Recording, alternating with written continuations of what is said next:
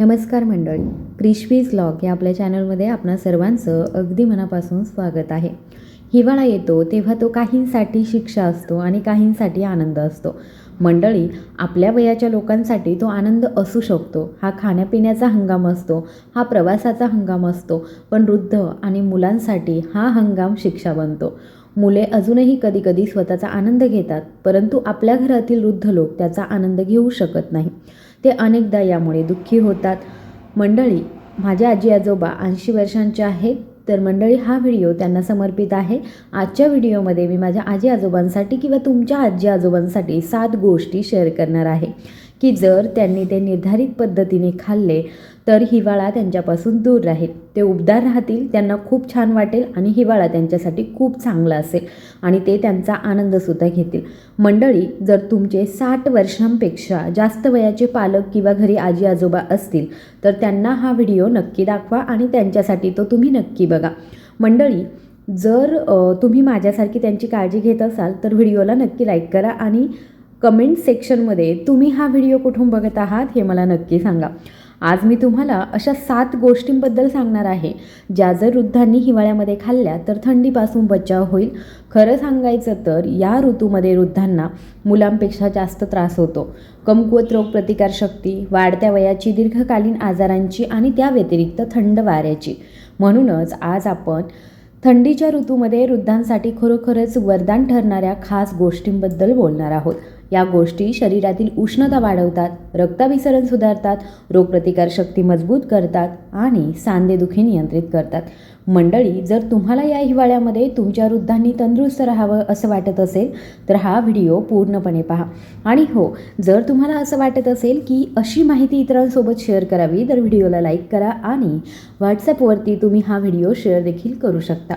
जर तुम्ही हा व्हिडिओ पहिल्यांदाच पाहत असाल आणि पहिल्यांदाच माझ्या चॅनलवर भेट दिली असेल तर चॅनलला सबस्क्राईब नक्की करा. नंबर 1 म्हणजे तूप. देसी तूप हे हिवाळ्यामध्ये वृद्धांसाठी सर्वोत्तम साथीदार आहे. माझ्यावर विश्वास ठेवा, आमच्या आजी आजोबा इतके निरोगी राहिले कारण त्यांच्या जेवणामध्ये आपल्या तुपाची जागा घेण्यासाठी फॅशनेबल तेल नव्हतंच मुळी. तूप शरीराला आवरण घालतं, उष्णता बाहेर पडण्यापासून रोखतं. ज्याप्रमाणे तुम्ही थंडीमध्ये स्वतःला ब्लँकेटमध्ये घट्ट गुंडाळता त्याचप्रमाणे तूप तुमच्या आतील ब्लँकेट बनतं. तूप केवळ शरीराला उबदार ठेवत नाही तर सांध्यांना वंगण देखील घालतं. तूप वृद्धांचे गुडघे, हाडे आणि सांध्यांतील कोणत्याही वेदनांना आराम देऊ शकतं. मला सांगा, तुमच्या घरातील वडीलधारी व्यक्ती अजूनही थोडंसं तूप घालून डाळ खाण्याची सवय पाळतात का? मंडळी, हा विनोद नाही आहे. जर तुम्ही तयार करत असाल तर किंवा तुमच्या घरातील कोणी ही सवय पाळत असेल तर कृपया मला कमेंट बॉक्समध्ये नक्की कळवा, कारण मला पाहायचं आहे की आजही असे लोक आहेत का.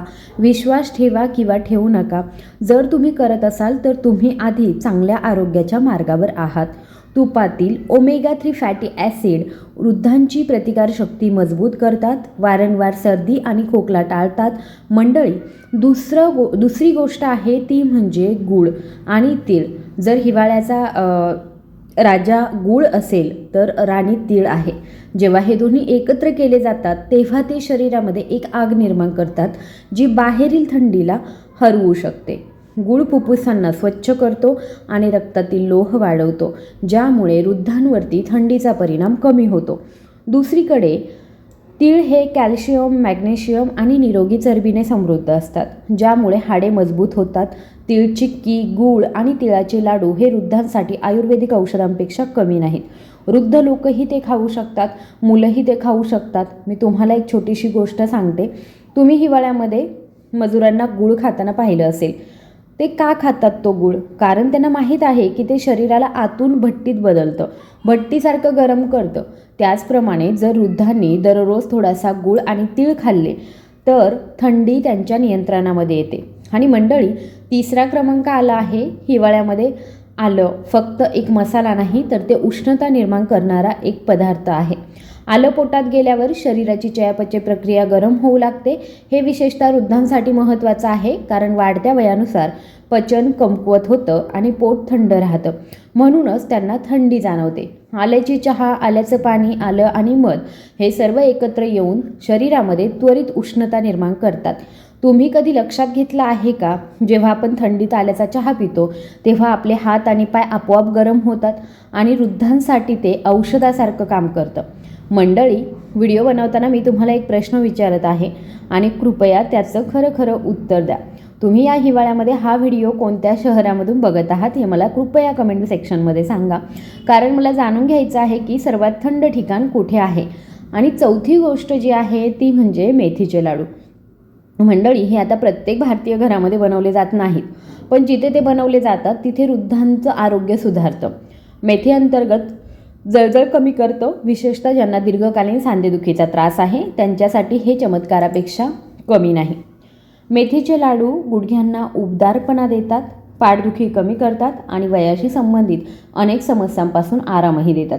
मेथीचे लाडू खाल्ल्याने शरीराला एक अनोखी ऊर्जा मिळते आणि त्यांची उबदारता दिवसभर टिकून राहते. जर तुम्ही घरी मेथीचे लाडू बनवले नाहीत तर ते एकदा बनवून पहा, त्यांचा एक उल्लेखनीय परिणाम होतो. आणि 5व्या क्रमांकावरती आहे ते म्हणजे शेंगदाणे. शेंगदाणे हिवाळ्यामध्ये एक खरा पदार्थ आहे, परंतु वृद्धांसाठी ते फक्त एक पदार्थ नाही, ते पौष्टिकतेचा खजिना आहे. ते प्रथिने, निरोगी चरबी आणि मॅग्नेशियमने भरलेले असतात, जे शरीराचं तापमान राखतात. शेंगदाणे खाल्ल्यानंतर अंतर्गत उष्णता पसरते, जणू कोणीतरी हीटर चालू केला आहे. वृद्ध लोकांना अनेकदा कमकुवतपणामुळे सहजपणे थंडी जाणवते, परंतु शेंगदाणे त्यांचा स्टॅमिना वाढवतात आणि रक्ताभिसरण सुधारतात. मंडळी, मला एक छोटीशी गोष्ट सांगा, तुम्ही भाजलेले किंवा उकडलेले शेंगदाणे खाता का? कृपया टिप्पणीमध्ये नक्की लिहा. दोन्ही पद्धती फायदेशीर आहेत, फक्त जास्त खाणं टाळा. 6व्या क्रमांकावरती आहे बाजरीची भाकरी. बाजरी हे हिवाळ्यातील एक अन्न आहे जे हळूहळू शरीरामध्ये उष्णता सोडतं. थंडीमध्ये वृद्धांना भेडसावणारी सर्वात मोठी समस्या म्हणजे त्यांच्या शरीराचं तापमान स्थिर राहत नाही. तथापि बाजरी दिवसभर शरीर उबदार ठेवते आणि भूक बराच काळपर्यंत लागत नाही. त्यातील फायबर पचन सुधारतं आणि त्यातील कॅल्शियम हाडंसुद्धा मजबूत करतं. बाजरीच्या भाकरीला थोडंसं तूप लावा, ते वृद्धांसाठी अमृतासारखं काम करतं. राजस्थान आणि हरियाणामध्ये लोक म्हणतात की जर तुम्ही हिवाळ्यामध्ये बाजरीची रोटी खाल्ली तर तुम्हाला ब्लँकेटचीही गरज नाही. आणि मंडळी, हे कालांतराने सिद्ध झालं आहे. क्रमांक 7वरती आहे सुकामेवा. आता हिवाळ्यातील सर्वात शक्तिशाली सैनिकाकडे येऊया. सुकामेवा, ज्याच्यामध्ये येतात बदाम, काजू, अक्रोड आणि मनुका. हे सर्व हळूहळू वृद्धांच्या शरीरामध्ये उष्णता सोडतात. त्यांचा प्रभाव इतका खोल असतो की कितीही थंडी असली तरी त्यांचं सेवन केल्याने वृद्ध शरीर तरुण वाटू शकतं. ते मेंदू, हाडे आणि हृदयाला सर्वत्र फायदेशीर ठरतात. हिवाळ्यात जर वृद्धांना दररोज सकाळी भिजवलेले काजू दिले तर त्यांचं शरीर दिवसभर सक्रिय राहतं. तुम्ही त्यांच्या दुधामध्ये थोडा सुकामेवा पावडर देखील घालू शकता. हे उबदारपणा प्रदान करतं आणि चांगली झोप वाढवतं. तर मंडळी, हिवाळ्यामध्ये वृद्धांना फक्त उबदार कपड्यांची गरज नसते, त्यांना अंतर्गत उबदारपणाची आवश्यकता असते आणि या 7 गोष्टी तेच करतात. वय वाढत असताना शरीर थंडी पूर्वी इतकी चांगली सहन करू शकत नाही, तथापि योग्य आहार थंडीचा त्रास निम्म्याने कमी करू शकतो. म्हणूनच तुमच्या वृद्धांची काळजी घ्या, त्यांना या गोष्टी खायला द्या, जेणेकरून हा हिवाळा त्यांच्यासाठी ऋतू नाही तर एक सण बनेल. आणि मंडळी, कृपया या 7 गोष्टींपैकी कोणत्या तुम्ही आधीच घेत होता हे मला कमेंट बॉक्समध्ये नक्की सांगा. जर तुम्ही घेत नसाल तर तुम्ही कधीपासून सुरू कराल हे सुद्धा मला नक्की सांगा. मंडळी, जेव्हा घरातील वडीलधारी मंडळी निरोगी असतात, हसत असतात आणि थंडीतही मला थंडी वाजत नाही असं म्हणू शकतात, तेव्हा घरी मजा येते. तुम्हाला हा व्हिडिओ कसा वाटला हे मला कमेंट बॉक्समध्ये नक्की सांगा. धन्यवाद.